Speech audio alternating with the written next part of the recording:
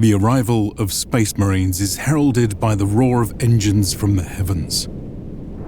Aboard great gunships, they stream from battle barges across the void, boom through the atmosphere, and scream at supersonic speeds to their insertion points. Here, the foe will bear witness to a ship of unflinching armor and unyielding firepower. Once the LZ has been secured, the few enemy survivors who yet draw breath will be overrun by squads of Astartes, assault bikes, and dreadnoughts. Today, we shall review the remarkable characteristics of these dropships and peer into their inner workings. This is the true size of a Thunderhawk, warhorse of the Space Marine chapters. I've absolutely loved bringing to life the warfighting capabilities of the Space Marines in our own videos, but sometimes you want to go beyond that and just dive into the combat for yourself. And there's no better way to do that than with today's sponsor, Warhammer 40,000 Space Marine 2 and Focus Entertainment. It's a third-person shooter game where you take on the role of a Space Marine in the midst of a massive Tyranid invasion. The visuals in and of themselves are absolutely stunning, and incredible tech is being leveraged to truly showcase the mind-boggling scale of its environments and its battles. Gameplay is equally as polished, with a thrilling mix between melee and ranged combat. Dodges, parries, special abilities, and more all factor in to make for a truly engaging experience with great attention to detail when it comes to making it all look and feel so grounded in the setting.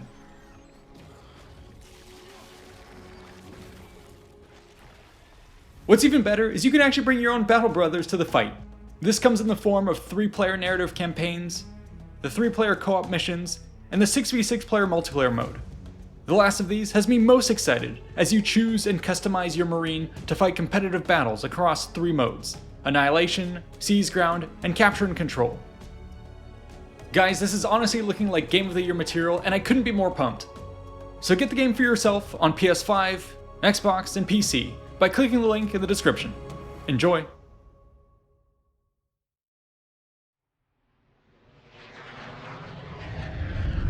The Thunderhawk acts as the primary air support and transport vehicle for Space Marine chapters of the 41st millennium. However, this vaunted status is owed to a military lineage which stretches back even further.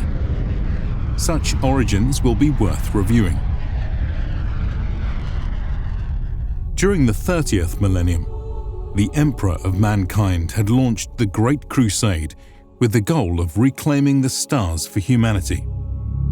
To this end, thousands of fleets and billions upon billions of personnel were mobilized for a campaign of unimaginable scope.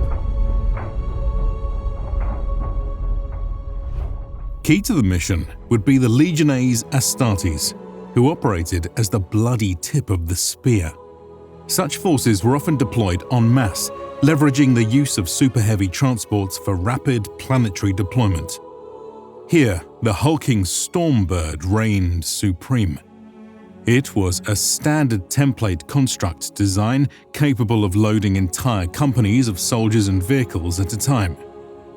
Squad-level troop deployments, meanwhile, would be handled by more diminutive ship types such as the Storm Eagle or by drop pods.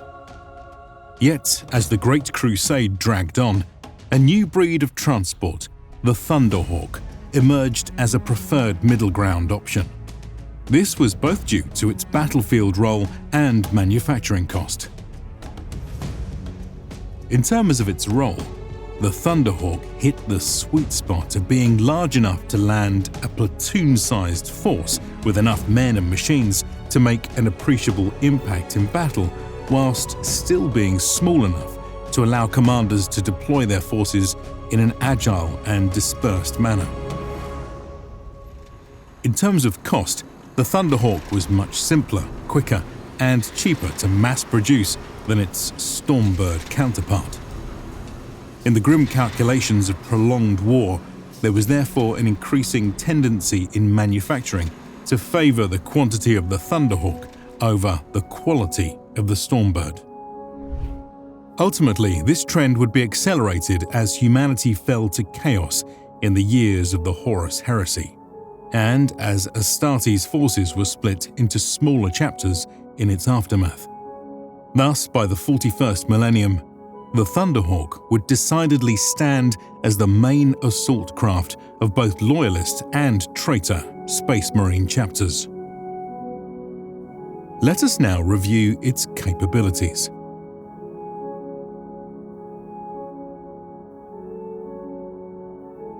We can begin first with an overview before delving further into its details.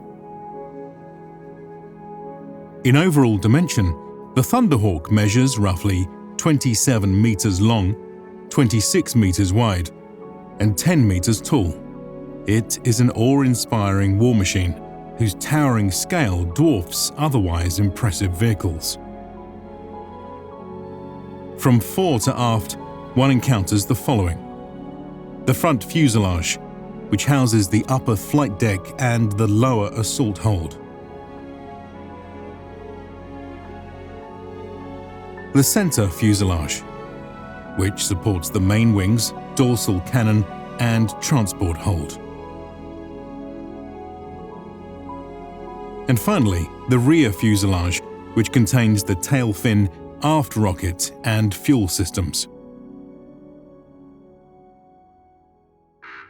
For defense, the Thunderhawk is built of sturdy adamantium with layers of the same armor as a Land Raider tank. This consists of a base layer of titanium, followed by thermoplast fiber mesh, ceramite plates, and a final outer layer of ablative ceramite.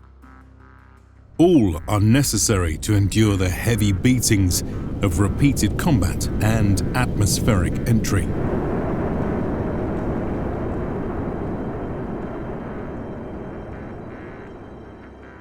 For offense, the Thunderhawk boasts multiple heavy bolter emplacements, a top-mounted battle cannon, attack wing-mounted las cannons, and additional payloads of flight wing-mounted bombs and missiles.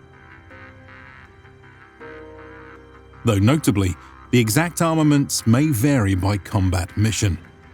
Here is a range of loadouts which are typically seen for troop insertion, close air support, saturation bombing, and spaceship intercept. For propulsion, the Thunderhawk is able to operate both in and out of atmosphere, thanks to 3 Mars-pattern rockets powered by an onboard fusion reactor. Control of these systems is made possible by a suite of sensors and navigational instruments whose processes are assisted by a powerful machine spirit. The crew of the ship includes a pair of pilots and several operators who man the navigations, communications, and weapons controls. As for its transport capacity, this includes a max of 30 Space Marines in power armor. Bulkier Marines in Terminator armor are limited to a total capacity of 15 men. But infantry is not the only viable complement. Troop space in the forward hold can be exchanged for several assault bikes or a single dreadnought ready to storm out of the front-facing assault ramp. Thunderhawk transport variants, meanwhile, push this exchange even further, trading the infantry cargo space entirely for an armatured system capable of holding 2 Rhino-sized vehicles or 1 Land Raider equivalent. But such tanks need not be riding empty. The presence of a second set of wings and a 4th rocket ensures that the Thunderhawk can still fly even when carrying fully loaded vehicles under its belly. Altogether, the weapons and warfighting payload of a Thunderhawk thus makes it an extremely dangerous transport, air support, and starfighting craft.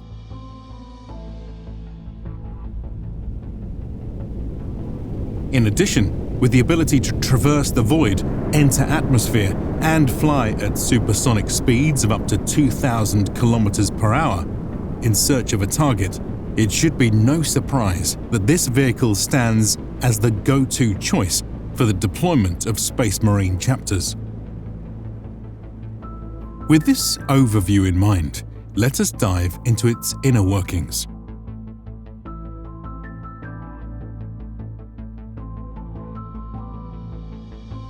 We can begin with the flight deck. Located atop the Thunderhawk, it will be manned by a crew of about 3 to 5 members, at least 2 of which are Space Marines, with the remainder being serfs or servitors. Within the cockpit, Astartes specialists will man the pilot and co-pilot seats. Such men will likely have seen prior service in the ranks of the 7th Company, where they would have been expected to master advanced vehicular warfighting. Some pilots may be so skilled that they have become tech marines themselves. However, given the sheer number of Thunderhawks in operation, it is more likely that your average crewman will instead be one of their apprentices. We should also note that out of sheer practicality, such Astartes flight crew will not be counted among the 1,000 marine limit of a Codex-compliant chapter.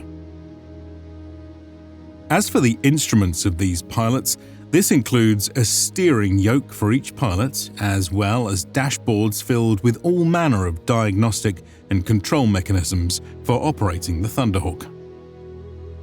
Of primary concern will be the instruments dealing with maneuver. Here, thrust is made possible by 3 RX-9200 Mars pattern engines. During void travel, their air-breathing components are shut off and isolated, allowing the ship's fusion reactor hydrogen supply to be combusted and vented as high-pressure, high-velocity gas for maximum propulsion. Finer adjustments, meanwhile, are made possible by the use of retro exhaust nozzles located across the fore and aft of the craft. When atmosphere is present, the careful manipulation of the aircraft's rudder, main wings, attack wings, and stabilizing wings help further control the ship's motion. Another important function of flight will be communications. This may be handled by the pilots or delegated to the navigator station, which might be manned by a marine, a servitor, or a serf. In either case, a narrow-band Vox transmitter allows for the receipt and transmission of long-range signals. Shorter-range Vox comms, meanwhile, enable connection between wingmates and crewmen. Sensor arrays and electronic systems help further inform the Thunderhawk flight deck of its surroundings. These devices may also be used as countermeasures to disrupt enemy equipment. And finally, we must mention the Gunner's Station, which is manned by a Space Marine or their subordinates. It will be here that fire control for the numerous turrets, rockets, bombs, and lasers will be handled. Readouts report on ranges, munitions, trackers, firing equations, and more. All of these systems aboard the flight deck certainly benefit from an experienced crew. However, the full potential of the Thunderhawk is only reached thanks to the integrated support of its powerful Cygnus-class machine spirit, an entity of great cognitive speed and contemplation capacity comparable to that found in a Reaver battle titan. It will help translate the will of man into the function of the craft, assisting in everything from routine background procedures to complex proactive maneuvers. In some cases, the marine spirit itself has been observed to independently fly and even do battle, whilst its human handlers were incapacitated. Now, let us review the rest of the ship.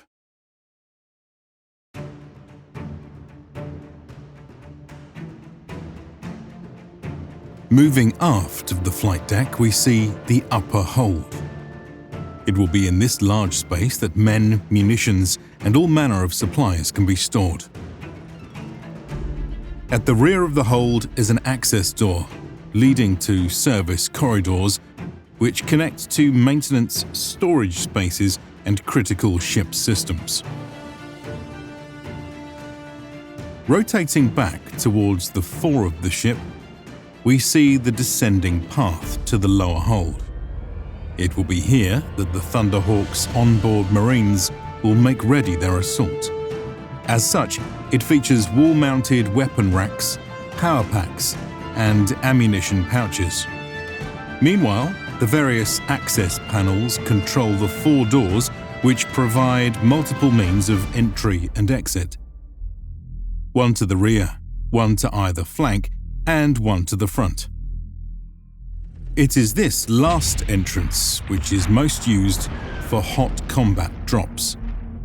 The doorway is a reinforced hatch meant to protect the crew right up to the moment it is dropped open for immediate assault by man, bike, or dreadnought.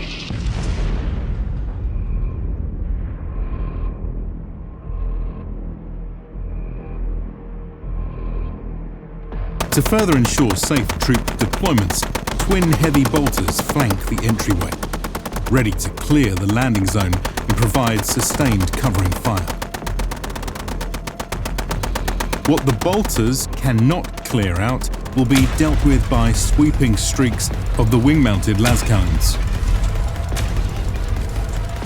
And if this is not enough, the dorsal-mounted Thunderhawk cannon can be used to turn entire buildings to rubble, while the alternate use of turbo laser destructors disintegrates even the heaviest of battle tanks. When the all-clear is given, the troops will sally forth from within. With a maximum of 30 Space Marines in power armor, this makes for quite the deployment of firepower. Squads will now sprint forward to secure the LZ and advance upon their objectives. Once the dropship has been emptied, it will be clear to take to the skies for further close air support or to carry out yet another mission. If the situation calls for it, the more vulnerable transport Thunderhawks will now receive the green light to approach. With a great roar of engines, their rapid descent will be slowed just enough to safely touch down with their heavy armor cargo. In quick succession, the magnetic arms will lower and release these battle-ready vehicles. Now their engines too will run hot, propelling them towards the battle brothers ahead. In this way, our Space Marine chapter is able to rapidly insert strike teams with incredible precision across the battlefield. While drop pods may still be used in some situations, the robust nature of the Thunderhawk is preferred when its precious payload must be delivered in the face of heavy resistance. As we have seen, great speed, armor, weapons, and countermeasure arrays all maximize the odds of a successful deployment. In the event that a Thunderhawk does go down, however, its emergency transponder will provide a lock-on position for allies. Yet, while Space Marines will do their best to recover such a valuable asset, this is not always possible. As such, the ship may be stripped for parts and scuttled, or else, if it has been overrun, the fusion core can self-destruct for a final, deadly delivery to the enemy. Ultimately, this need not set back a chapter, as their armories will be well stocked with Thunderhawks, with many more on the way from the factories on Mars. After all, as previously discussed, the mass-produced nature of this vehicle is one of its major selling points. It is due to this relative overabundance that the Thunderhawk can also see double duty as a void-hardened spaceship.